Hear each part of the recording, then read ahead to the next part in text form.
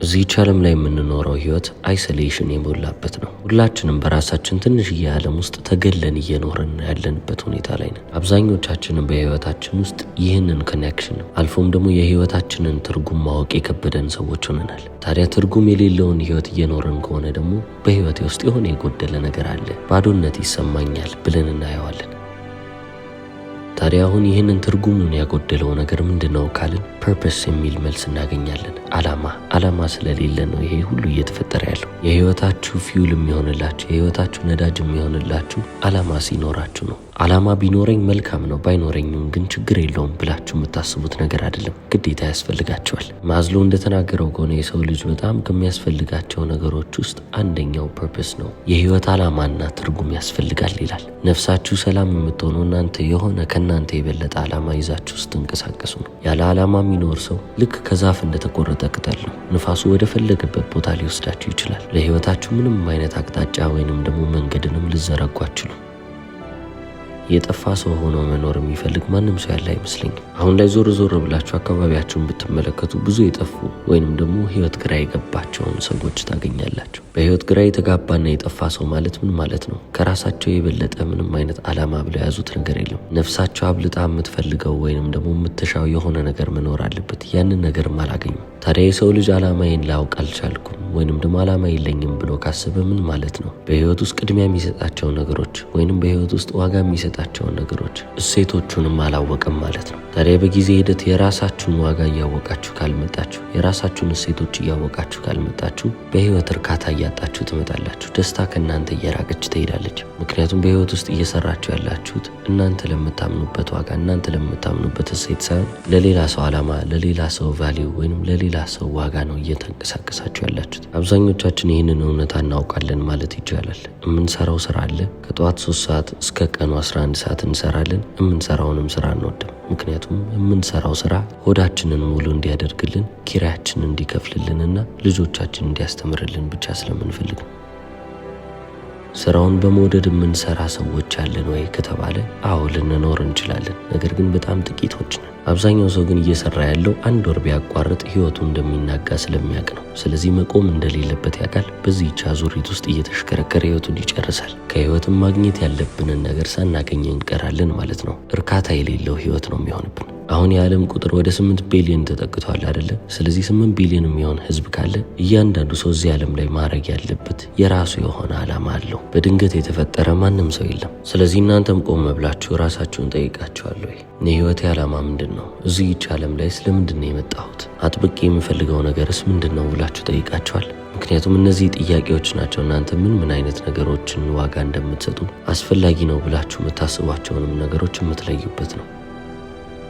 በዚህ ዘመን ስልክ ይዛችሁ ቁጭ ብላችሁ ቲክቶክ ላይ ስክሮል የምታደርጉ ከሆነ፣ ፊልምም ለማየት ጊዜ ያላችሁ አይነት ሰዎች ከሆናችሁ እነዚህንም ጥያቄዎች ራሳችሁን እየጠየቃችሁ ቁጭ ብላችሁ ዲፕሊ ልታስቡ ይገባል። በጥልቀት ልታስቡበት ይገባል። ምክንያቱም መልስ የሚያስፈልገው ጥያቄ ነው። ራሳችሁን እንደዚህ እያረጋችሁ ካልፈተሻችሁ በህይወት ውስጥ የት መሄድ እንዳለባችሁ፣ በየት በኩልስ እንደምትሄዱ መቼም ቢሆን መልሱን አታውቁም። እንዲሁ ግራ እንደተጋባችሁ ህይወታችሁ ይባክናል ማለት ነው። ስለዚህ አሁን ያንን ለማስወገድ ነው እየሰራን ያለ ነው። ይህንንም ደግሞ የምትሰሩት ለራሳችሁ ብላችሁ አይደለም፣ ለቤተሰቦቻችሁ፣ ለኮሚዩኒቲ ወይንም ለማህበረሰባችሁ፣ ከዛም አልፎ ለሀገራችሁና ለዓለም ህዝብም ነው። እናንተ ዓላማችሁን ቀድማችሁ ተረዳችሁ አወቃችሁ ማለት ዓለምን የሚጠቅም ነገር ታደርጋላችሁ ማለት ነው። ባክናችሁ አትቀሩም። ዓላማችሁንም በማወቃችሁ መጀመሪያ እናንተ ትጠቀማላችሁ፣ ከዛ ደግሞ ቤተሰቦቻችሁ፣ ከዛም ማህበረሰባችሁ፣ አልፎም ደግሞ ሀገራችሁ፣ ከዛም ደግሞ ዓለም። ስለዚህ ይቺ ዓለም የተሻለች እንድትሆን እመኛለሁ ብላችሁ የምታስቡ ሰዎች ከሆናችሁ ለዚህች ዓለም ልታበረክቱላት የምትችሏት አንድና ብቸኛዋ ነገር በዓላማችሁ ወይንም በመክሊታችሁ ውስጥ መኖር ነው። እዚህ ዓለም ላይ ስኬታማና እርካታ የሚሰማቸው ሰዎች የሚያደርጉት ነገር ይሄ ነው። እዚህ ዓለም ላይ ለምንድን ነው የመጣሁት፣ ምንስ ነው አድርጌ መሄድ ያለብኝ የሚለውን ጥያቄ በደንብ የመለሱ ናቸው። አንዴ መልሱንም ካገኙ በኋላ በፍቅር ህይወትንም እያባረሩ መሄዱ ናቸው። አሁን ዓላማችንን ፈልገን ማግኘት ያን ያህል ቀላል ላይሆንልን ይችላል። እስፔሻሊ ደግሞ በዚህ ማቴሪያሊስቲክ በሚባልና ኮንሱመሪዝም በበዛበት ዓለም ውስጥ ትንሽ ይከብዳል። ደስታን፣ እርካታን በተጨማሪም ደግሞ የህይወትን ትርጉም የሚያመጣው ገንዘብ ነው፣ እውቅና ነው፣ ስታተስ ነው የሚሉ ሀሳቦች አይምሯችን ላይ መጥተው በርዘውናል። ስለዚህ አሁን የህይወት ዓላማ ከገንዘብም ከሀብትም አልፎም ደግሞ ከዝናና ከስታተስ ጋር የሚያገናኘው ነገር የለም። ፐርፐስ ማለት ከእናንተ የተለቀን ነገር ማወቅ እናም ደግሞ ያንን ነገር ማገልገል መቻል ነው። ሰልፍ አክቹዋላይዜሽንንም ይጠይቃል። እሱስ ደግሞ ምንድነው ካላችሁ የራሳችሁን ኃይሎች፣ የራሳችሁን ፖቴንሻል ወይንም የራሳችሁን አቅም፣ የራሳችሁን ተሰጥኦ በደንብ ተረድቶ ማወቅ ነው። እናንተ መሆን የምትችሉትን በጣም ምርጥ የሚባለውን ማንነታችሁን ፈልጋችሁ ማግኘትና ያንን መሆን መቻል ነው። ስለዚህ ሰልፍ አክቹዋላይዜሽን ኢንትሪንሲክ ነው እንጂ ኤክስትሪንሲክ አይደለም። ኢንትሪንሲክ የሚባሉት ነገሮች ምንድን ናቸው? ኪሪዮሲቲ ወይንም የማወቅ ጉጉት፣ ማስተሪ፣ አንድን ነገር በደንብ በጥበብ ማወቅና የዛ ነገር ጠቢብ መባል፣ ለርኒንግ መማር፣ ሚኒንግ ትርጉም፣ ላቭ ፍቅር፣ እነዚህ ነገሮች ናቸው ሰልፍ አክቹዋላይዜሽን ውስጥ ያሉት። ኤክስትሪንሲክ የሚባሉት ምንድን ናቸው? ከውጭ ያሉ ነገሮች ናቸው። ሪዋርድ የሚባሉ ሽልማት የሚባሉ ወይንም ደግሞ ኮምፒቲሽን ፉክክር፣ ማኒ ገንዘብ፣ ፊር ኦፍ ፌሊየር የውድቀት ፍርሃት፣ በተጨማሪም ደግሞ ፓኒሽመንት ቅጣት የሚባሉት ነገሮች እንዳለ ኤክስትሪንሲክ ይባላሉ። ስለዚህ እድሜያችሁ ከፍ ባለ ቁጥርና የበለጠ እየበሰላችሁ በሄዳችሁ ቁጥር ለቁሳዊ ነገሮች ያላችሁ አመለካከት ዝቅ እያለ ይመጣል። እነዛ ነገሮች ያን ያህል አስፈላጊ እንዳልሆኑ ትገነዘባላችሁ። ምናልባትም አሁን በጣም ችግር ውስጥ ሆናችሁ ይህንን ነገር ስነግራችሁ ትክክለኛ ያልሆነ ምክር ነው ትሉ ይሆናል። ያንንም ለማለት ደግሞ ትክክለኛ የሚባል ምክንያት አላቸው። ቸግሯቸዋል፣ ገንዘብ ያስፈልጋቸዋል። ገንዘብ ቢኖራችሁ ህይወታችሁ እንደሚሻሻል ታውቃላችሁ፣ ግልጽ ነው እሱ። ነገር ግን ያን ያህል ያስፈልገኛል ብላችሁ የምታስቡት ነገር ላያስፈልጋችሁ ይችላል ነው። ባላችሁ ነገር ደስተኛ መሆንንና ባላችሁ ነገር ማመስገን መቻል ይጠበቅባቸዋል። ሬይ ዳሊዮን እንግዲህ እንመልከት። ዓለማችን ላይ ያሉ ከሚባሉ በጣም ታዋቂ ቢሊዮነሮች መካከል አንዱ ነው። ሀብቱም ወደ $15 ቢሊዮን ይጠጋል። ገንዘብም የደስታ ሚስጥር ልትባል አትችልም አለ።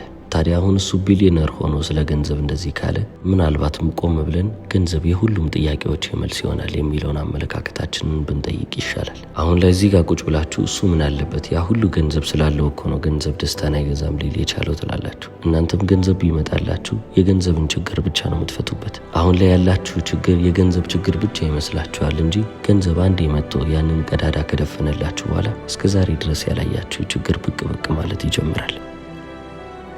የዛኔ ነው እንግዲህ ገንዘብ ያወጣኛል ብላችሁ ስታስቡ የነበራችሁ ሰዎች እንዳለ ገንዘባችሁ የሚከዳችሁ። ገንዘብ ያንን ጥያቄ አይመልስም። ገንዘብ ሁሌም ቢሆን የገንዘብን ችግር ብቻ ነው ሊፈታ የሚችለው። የሰው ልጅ ደግሞ የሚበላውን ካገኘ፣ የሚለብሰውን ካገኘ፣ የሚያድርበትን ካገኘ በቃ የሚያስፈልገው ነገር እንዳለ ተሟልቶለታል ማለት ነው። ከዚህ በላይ ገንዘብ ምንም ሊሰራልን አይችልም። ማክሲመም የሚባለውን ፖቴንሻላችንን ወይንም ደግሞ አቅማችንን እንድንጠቀም የሚያደርገን ነገር ገንዘብ አይደለም። አንዴ የሚያስፈልጉ ነገሮች ከተሟሉ በኋላ እናንተ የምትችሉትን ያህል መልፋታችሁ፣ ፖቴንሻላችሁን ለማግኘት መስራታችሁ፣ ራሳችሁንም ለማሻሻል መጣራችሁ የነገሮች ሁሉ ከፍታ እንደሆኑ እየተገነዘባችሁ ትመጣላችሁ። በህይወት የምርም ደግሞ ትርጉም ያላቸው ወይም ዋጋ ያላቸው ነገሮች እናንተ፣ ጓደኞቻችሁ፣ ቤተሰቦቻችሁ፣ ትዝታዎቻችሁ፣ ትውስታዎቻችሁ፣ ትርጉም ያለው ስራችሁና የህይወት ኤክስፒሪየንሳችሁ ወይም የህይወት ተሞክሯችሁ ነው። ለዚህ ነው ሬይ ዳሊዮ ለእኔ ከድሮም ጀምሮ ትርጉም ያለው ስራና ትርጉም ያለው ሪሌሽንሽፕ ወይም ትርጉም ያለው ግንኙነት የመጀመሪያ የምለው ግቤ የነበረው።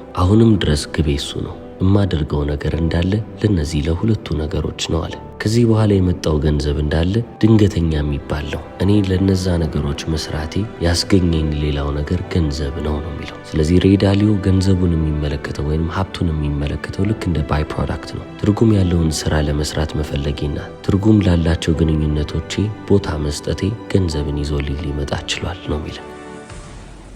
ከቁሳዊ ነገሮች የምታገኙት ደስታ ፍሊቲንግ ጆይ ይባላሉ። ጠፊ የሚባሉ ደስታ ናቸው። ለትንሽ ደቂቃ ወይንም ለትንሽ ጊዜያቶች የሚቆዩ ናቸው እንጂ ተመልሶ መሄዱ አይቀርም። ይህንንም ማረጋገጥ ከፈለጋችሁ አሁን በዚህ ሰዓት እንደምትሞቱ ታውቁ፣ ገንዘባችሁ፣ ሀብታችሁ ለእናንተ ምንም እንደማይመስላችሁ ትገነዘባላችሁ። ልትሞቱ 1 ሰዓት ነው የቀራችሁ ብላችሁ ስለ ገንዘባችሁ ማሰብ አይደለም የምትፈልጉት። ከምትወዷቸው ሰዎች ጋር ጊዜን አሳልፋችሁ መለየትን ነው የምትፈልጉት። ህይወታችሁንም ግለጿት። እስቲ አንድ አረፍተ ነገር ተናገሩ። ቢያንስ እነዚህን ጥያቄዎች መልሱ ብዬ ቢጠይቃችሁ የምትመልሱት መልስ ከቁሳዊ ነገሮች ጋር የተገናኘ አይደለም። በህይወታችሁ ውስጥ አስፈላጊ ብላችሁ የያዛችሁት ነገር ምንድን ነበር? በህይወታችሁ ውስጥ ያላደረግኩት ነገር ግን ባደርገው ደስ ይለኝ ነበር ብላችሁ ያሰባችሁትስ ምንድን ነው? እንደ እንቁ የምታስቧቸው ሜሞሪዎች ወይንም ደግሞ ትውስታዎቻችሁስ ምንድን ናቸው ብላችሁ የምትመልሱት መልስ ከቁሳዊ ነገሮች ጋር የተገናኘ አይደለም። ለዚህ ነው ፐርፐሳችሁ ወይንም ዓላማችሁ ሶልፍ አክቹዋላይዜሽን። ይህ ማለትም የራሳችሁን ምርጥ ማንነታችሁን ማግኘት፣ በተጨማሪም ደግሞ ኮሚዩኒቲ ለማህበረሰባችሁ አገልጋይ መሆን፣ ከእናንተ ለበለጠ ዓላማም ደግሞ እንደ ቁስ መሆን ወይንም እንደ አገልጋይ መሆን በጣም አስፈላጊ የሚባሉት ነገሮች የሆኑት። እዚህ ዓለም ላይ የመጣችሁት ለራሳችሁ ለመኖር አይደለም፣ የሰው ልጅን ለማገልገል ነው። ስለዚህ ባገኛችሁት አጋጣሚ የሰው ልጅን ህይወት የተሻለ ለማድረግ ለማሻሻል መስራታችሁ ከእናንተ ለበለጠ ነገር እየሰራችሁ እንደሆነ ያሳያል። አልበርት አይንስታይን እንደተናገረው ተኖረ የሚያስብል ህይወት የሚኖረው ለሌሎች የተኖረ ህይወት ነው ይላል። ታዲያ አሁን ይሄንን ሲል ራሳችሁን ጥላችሁ ወይንም ደግሞ ራሳችሁን ችላ ብላችሁ ለሌሎች ኖሩ እያለ አይደለም። ነገር ግን እናንተ የምትወዱትን ነገር ስታደርጉ ያ የምትወዱት ነገር ደግሞ ሌሎችን ሰርቭ እያደረገ እያገለገለ ህይወታቸውን እያሻሻለ የሚሄድ ከሆነ ህይወታችሁን በጣም ውብ የሚያደርገው ነገር ይሆናል። ተኖረ የሚያስብል ህይወት ትኖራላችሁ ነው የሚለን። አይንስታይን እየተናገረ ያለው የግል የሚባል ሰልፊሽ ዲዛይራችሁን ወይንም ደግሞ የግል ፍላጎታችሁን ብቻ ከምታባርሩ የእናንተ ፍላጎት የሌላውንም ህዝብ ፍላጎት እያሟላ የሚሄድ ነገር መሆን አለበት። በአንድ ድንጋይ ሁለት ወፍ እየመታችሁ መሄድ አለባችሁ ነው የሚለን። ለራሴ እያለን የምንኖር ከሆነ ሎንሊ የሆነ ወይንም የብቸኝነት ህይወት ነው የሚኖረን። ያ ደግሞ ደስታ የለውም፣ እርካታ የለበትም። አሁን ስለ ዓላማ ሲባል በጣም ብዙ ሰው ትላልቅ ነገሮችን ማሰብ ይጀምራል። ዓላማችሁ ትልቅ መሆን የለበትም። ስለ ዓላማችሁ ስታስቡ ትልቅ የሆነ ነገር ሊመስላችሁ ይችላል። አንዳንዴ እንደዚህ አይነት ስሜት ያመጣል። ነገር ግን ነገሩን ሲምፕል ስናረገው፣ በጣም አውርደን ቀላል ስናረገው ኮኔክቲንግ ዊዝ ዩር ሃየር ሰልፍ የሚልን ነገር እናገኛለን። በቃ ከራሳችሁ ጥልቅ ከሚባለው እና ከፍ ካለው ማንነታችሁ ጋር መገናኘት ነው። ከአምላክ ጋር መገናኘት ወይንም ደግሞ ፈጣሪ ነው ብላችሁ ካሰባችሁት ነገር ጋር መገናኘት የእናንተን ምርጥ የሚባለውን ማንነታችሁን እያወጣላችሁ ይሄዳል። ህይወትን ወዶ የሚኖር ሰው መሆን መቻል ይጠበቅባችኋል። ህይወት ምንም ያህል እንኳን ቻሌንጂንግ ብትሆንም፣ ፈተናና መከራ በህይወታችሁ ውስጥ ቢመጡም ቢያንስ ህይወትን እየወደዳችሁ ፓሽኔትሊ ልታሳልፉት ይገባል። ያን ያህል ትልቅ የሚባል ዓላማ አይደለም። ለምሳሌ የኦፕራን ዓላማ ራሷን እንደገለጸችው እንመልከተው። አስተማሪ መሆን ነው የምፈልገው ነው ያለችው። መታወቅም የምፈልገው ተማሪዎችን ኢንስፓየር በማድረግ ወይንም በማነሳሳት በተጨማሪም ደግሞ መሆን ከሚችሉት በላይ እንደሆኑ ማሳየት መቻል ነው አለች። ዓላማ ማለት ይህን ያህል ቀላል ሊሆን ይችላል። የሰው ልጅ አንድ ዓላማ ሊኖረው ይችላል። ነገር ግን ደግሞ ብዙ ተልእኮዎች ወይንም ደግሞ ብዙ ሚሽኖች ይኖሩታል። አንዱ ዓላማ አይለወጥም፣ ነገር ግን ተልእኮቹ ይለዋወጣሉ። በጊዜ ሂደት እያደጋችሁ እየለዋወጣችሁ ትመጣላችሁ። ዛሬ ላይ የኔ ተልእኮ ነው ብላችሁ ያሰባችሁት ነገር ከዛሬ 5 ዓመት በኋላ የምታደርጉት ተመሳሳይ ነገር አይደለም። የዛኔ እየተለወጠ ይመጣል። ነገር ግን ዓላማችሁ አንድ ነው። ዓላማ አንድ ነው ስለሚባል ብዙ ሰው በዚህች ምድር ላይ ማድረግ ያለብኝ አንድ ነገር ብቻ ነው ብሎ ያስባል። አብዛኛው ጊዜ ሊሚትድ ሆነን ወይም ተገድበን የምንቀረው ለዚህ ነው። ዓላማችን አንድ ቢሆንም ብዙ አይነት ተልእኮች፣ ብዙ አይነት ፓሽኖች አሉ። እነዛን የተለያዩ ነገሮች እያደረግን ማለፍ መቻል ይጠበቅብናል። ከልባችን የምንወዳቸው ነገሮች ምንድን ናቸው? እነዛን ነገሮች ወደ ማድረግ እንለፍ። ውስጣችን የሚነግረንን ነገር እንመነው። በቃ ያንን ነገር እያደረግን ስናልፍ ሞር ስለ ራሳችን እያወቅን ዲስከቨር እያደረግን እንመጣለን። በየቀኑ ፓሽናችሁን እያወቃችሁ ዲስከቨር እያደረጋችሁ በዛ ውስጥም እየኖራችሁ የምትቀጥሉ ከሆነ፣ በተጨማሪም ዴይሊ አክሽን የምታደርጉ ከሆነ፣ በየቀኑ የምትተገብሩ ከሆነ ህይወታችሁን ዓላማ ባለው መንገድ እየኖራችሁ ትቀጥላላችሁ። ስለዚህ አሁን ዓላማዬን እንዴት ፈልጌ ላገኝ የሚለውን ጥያቄ ደግሞ መመለስ ያለብን ሰዓት ነው። ብዙ ጥያቄዎችን ጠይቃችኋለሁ። እነዛን ጥያቄዎች መመለስ አለባችሁ። አሁን ልብ በሉ። እነዚህን ጥያቄዎች ወዲያውኑ መመለስ ላትችሉ ትችላላችሁ። ብቻ ግን ሁሌም ቢሆን አይምሯችሁ ላይ ቢቀመጡ ጥሩ ነው። በማስታወሻ ደብተር ላይም ጽፋችሁ በየቀኑ እነዚህን ጥያቄዎች እየጠየቃችሁ መልሱ በመጣ ሰዓት ይመጣል። ስትሰሩት የሚያስደስታችሁ ነገር ምንድን ነው? ሰዓት እንዳታዩ፣ ሰዓት እንዳትቆጥሩ የሚያደርጋችሁ ነገር ምንድን ነው? እህል መብላትን እንድትረሱ የሚያደርጋችሁ ስራ ምንድን ነው? በምንም አይነት ስራ ውስጥ ይሁን ፍሎ ስቴት ውስጥ ስትገቡ የምትሰሩትን ነገር ስትወዱ፣ በተጨማሪም የሚያስደስታችሁ ነገር ባደረጋችሁ ሰዓት ላይ ሰዓት የሚባል ነገር ትዝ አይላችሁም። ጊዜ ለእናንተ አይኖርም። ባዶ እንደሆነ አድርጋችሁ ታስባላችሁ። አንድ ሰዓት ለእናንተ 5 ደቂቃ ነች። ምሳ መብላት አያምራችሁም። ባትበሉ እንኳን ሆዳችሁ እናንተን መረበሽ ያቆማል፣ ጸጥ ይልላችኋል። ስለዚህ ልባችሁን የሚያስደስተው ምንድን ነው? ኃይልና ጉልበትን የሚሰጣችሁ ነገር ምንድን ነው? እናንተን የሚያነሳሳችሁ ነገር ምንድን ነው? ለእነዚህ ጥያቄዎች የምታቀርቡት መልስ የህይወት ዓላማችሁን በትንሹም ቢሆን እየገለጡላችሁ የሚመጡ ነገሮች መሆን አለባቸው። በህይወት ውስጥ ዋጋ የምትሰጧቸውና በጣም አስፈላጊ ነው ብላችሁ የምታስቧቸው ነገሮች ምንድን ናቸው? በቀን ውስጥ 24 ሰዓት አላችሁ። 8ቱን ለእንቅልፍ ብትጠቀሙ ቀሪውን 16 በምን አይነት አስፈላጊ በሚባል ነገር ታሳልፋላችሁ? እዚህ ዓለም ላይ ሊሚትድ የሆነ ወይንም የተገደበ ሰዓት ነው ያለን። መቼ እንደምንሄድ አናውቅም። ስለዚህ ቢያንስ ሰክሰስ ለራሳችን ወይንም ስኬት ለእኛ ምን እንደሆነ ማወቅ አለብን። አንዴ ያንን ዲፋይን ካረግነው ወይንም ፍቺውን ካቀረብንለት በኋላ ጊዜያችንን በምን አይነት አክቲቪቲዎች ላይ ማሳለፍ እንዳለብን የበለጠ ግልጽ እየሆነልን ይመጣል። ዛሬ ላይ አንሊሚትድ የሚባል ገንዘብ አላችሁ እንበል፣ ተቆጥሮ ወይንም ደግሞ ተደፍቶ የማያልቅ ገንዘብ አላችሁ እንበልና $10 ቢሊዮን እናንሳ። ዛሬ ላይ $10 ቢሊዮን ቢሰጣችሁ የገንዘብ ችግሮቻችሁ እንዳለ ሙሉ ቢሆኑ ወይንም ደግሞ ቢሟሉላችሁ እናንተ በዛ $10 ቢሊዮን ምንድን ነው የምታደርጉት? ህይወታችሁ ምን ይመስላል? ገንዘብ ለእናንተ ምንም በማይመስልበት ሁኔታ ውስጥ ብትኖሩ ሰዓትን እንዴት ትመለከታላችሁ? ለጊዜ ያላችሁ አመለካከት እንዴት ነው የሚሄደው? ጊዜያችሁንስ እንዴት ነው የምታሳልፉት? እዝናናለሁ፣ ፈታላለሁ፣ ከሀገር እየዞርኩ ብዙ ነገሮችን አያለሁ፣ ቫኬሽን ላይ ወጣለሁ ትላላችሁ። እነዚህ ሁሉ ነገሮች የሚያሰለቿችሁን ጊዜ ይመጣል። የዛኔ ምን ልትሆኑ ነው? ይህንን እንድትመልሱልኝ ነው የምፈልገው። ምክንያቱም ሁላችንም ኮንትሪቢዩት ማድረግ እንፈልጋለን። ቤተሰቦቻችንን፣ ማህበረሰቦቻችንን፣ ሀገራችንን አልፎም ደግሞ ዓለምን በሆነ መንገድ ማገዝና የተሻለ ማድረግ እንፈልጋለን። ያ መንገድ ምንድን ነው? ለእናንተ ያ ኮንትሪቢዩሽን የቱ ጋር ነው ያለው? ዓላማችሁን ካላወቃችሁ ይሄ ቪዲዮ በደንብ ይረዳችኋል ብዬ አስባለሁ። እስከ መጨረሻው ስለተከታተላችሁኝ አመሰግናለሁ። ቻው።